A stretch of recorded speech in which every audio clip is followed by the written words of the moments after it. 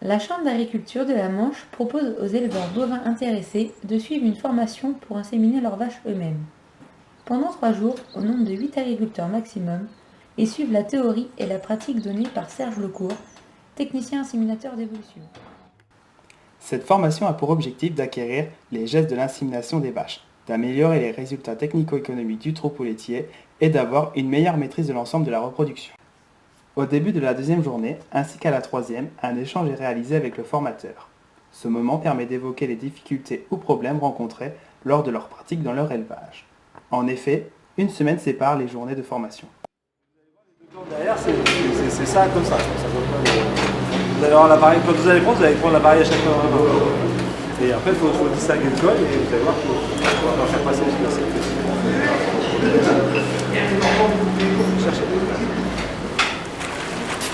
Voilà, encore un. C'est dur pour les petits. C'est ça les.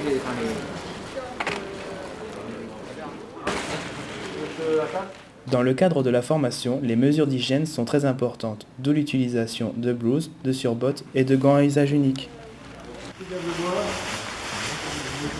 Quelles ont été les motivations pour réaliser cette formation et vos objectifs? Alors mes motivations, c'était essentiellement être plus au contact des animaux, là, et puis se rapprocher de l'insémination dans le fait, c'est la seule chose qu'on ne pouvait pas faire, mis à part véler les vaches. Je me disais, commencer par le départ, ça serait bien. Et mes objectifs, c'était surtout pas être moins bon que les inséminateurs, sinon j'aurais remis en question. Cette formation-là, pour moi, c'était une grande découverte parce que, à part fouiller des vaches pour véler, c'est tout ce qu'on faisait. Alors, attraper le col, tout ça, c'était un savoir-faire. Mais bon, ça c'est bien.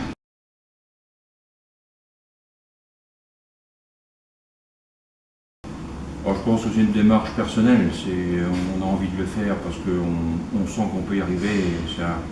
C'est à chacun de gérer sa personne et son temps et son exploitation. On peut être de bons conseils, mais après chacun fait comme il veut.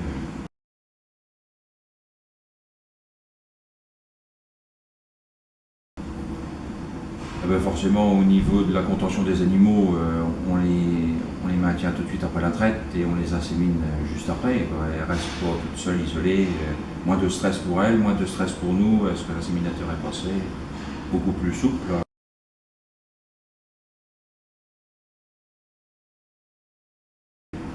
Alors, c'est-à-dire que ça s'est bien passé, mis à part quelques fois quand on tombe pour la première fois sur des urovagins ou un peu de métrique, tout ça, on se dit bon, un peu plus compliqué, là, c'est des cas à part, donc, mais bon, on arrive à faire face.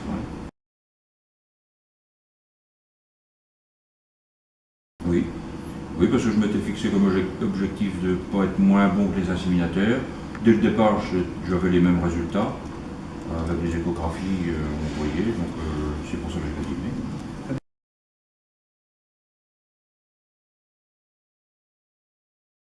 Ah oui, oui. Oui, déjà on est rassuré, on arrive, on est serein, et puis l'animal ne bouge pas, parce que c'est pas anodin, quoi. On est dans la bête, quoi. On peut la blesser, on peut se blesser, donc il faut vraiment une bonne contention.